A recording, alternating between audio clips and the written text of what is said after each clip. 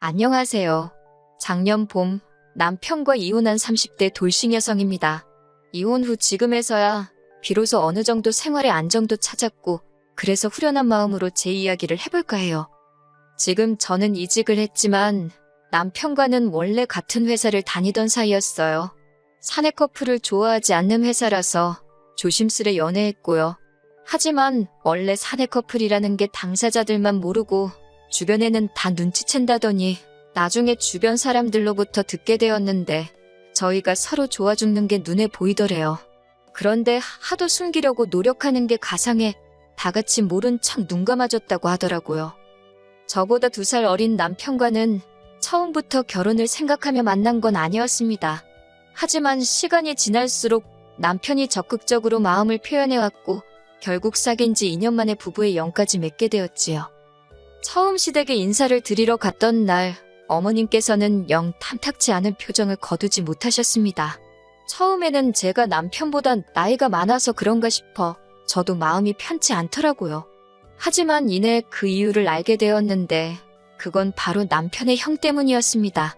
남편에게 형이 있다는 건 알고 있었지만 이후로 형에 대해서 들은 이야기가 딱히 없었기 때문에 저와 남편의 결혼에 있어 그 형이 문제가 될 거라곤 생각지도 못했네요. 남편과 형, 그러니까 저에겐 아주버님이지요. 2사람의 사이는 좋은 편은 아닙니다. 정확히 표현하자면 남편은 어려서부터 아주버님이 무서웠다고 하더라고요. 아주버님은 남편보다 6살이 많았지만 특별한 직업 없이 어머님 아버님과 함께 살며 생활하고 있었습니다.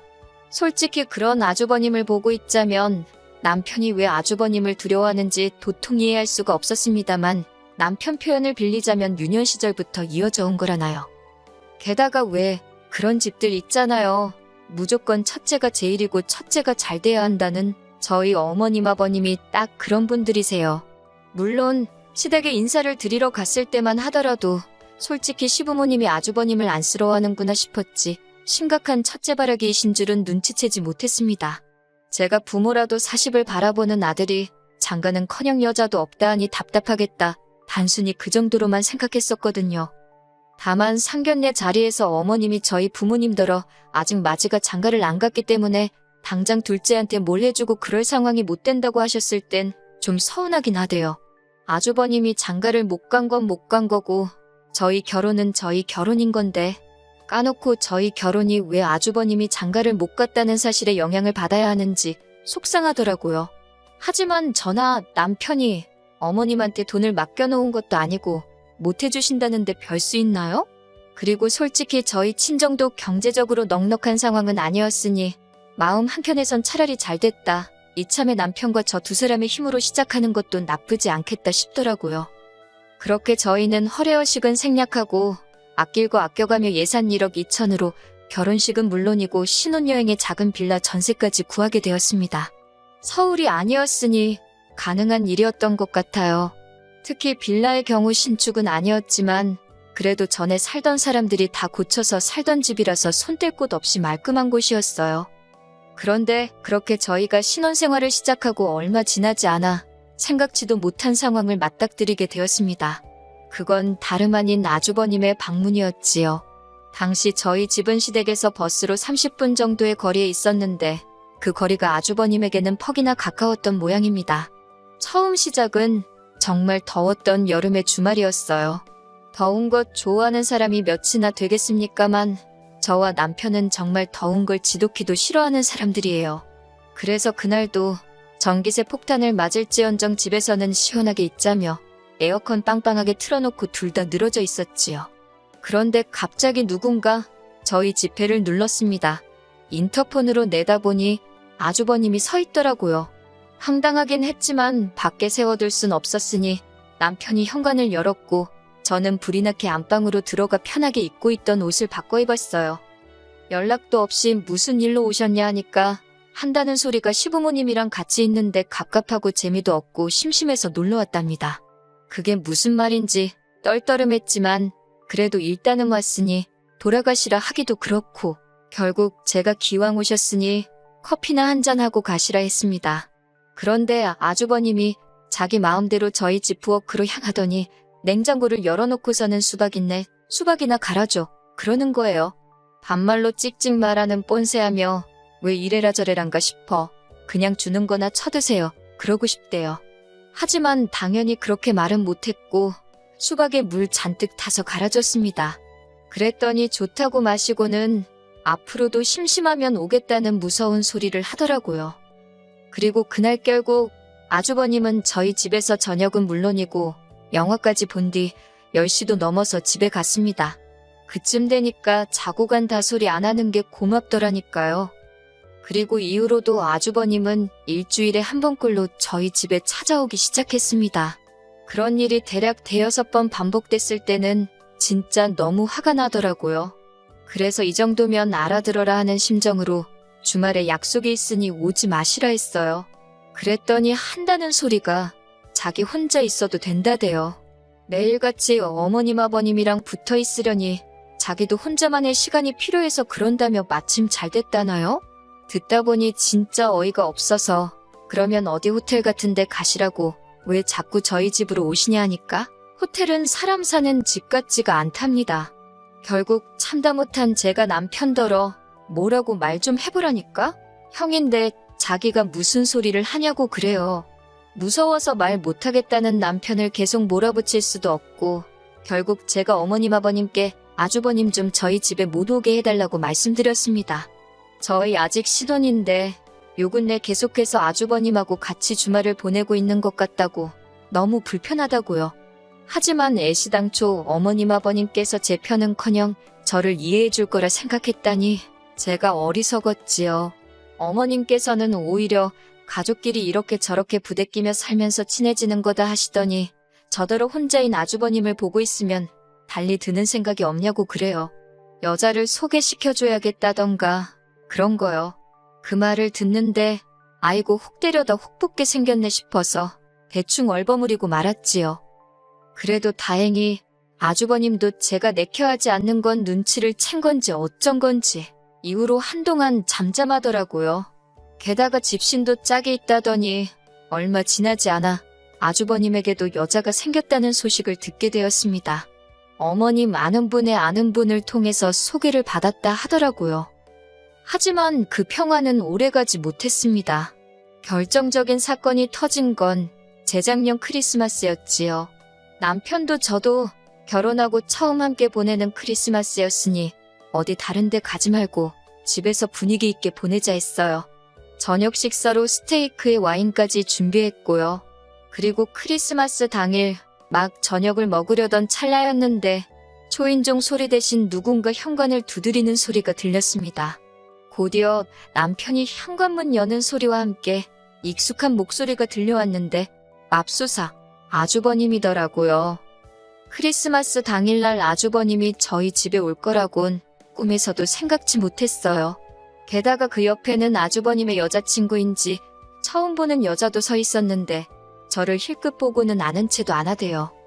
이게 무슨 상황인가 어원이 벙벙한데 아주버님은 아무렇지도 않다는 듯이 밖이 너무 춥기도 하고 식당도 예약을 안 했더니 여자친구랑 갈 데가 마땅치 않아서 왔다며 좀 쉬었다 가겠답니다.